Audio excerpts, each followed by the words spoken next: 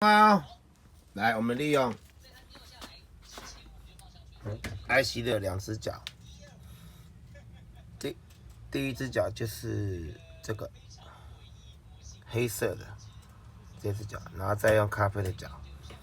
然后拔开之后呢，我们给下面的马达直接送电，你看，有没有？一端正线。火线，然后直接这样，我们利用这个2条铜线到这里做个开关，别崩啊，预备开始，哎呦，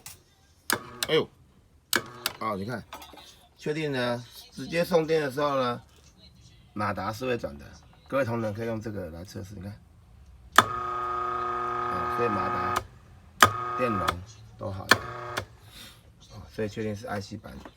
我们再处理一下。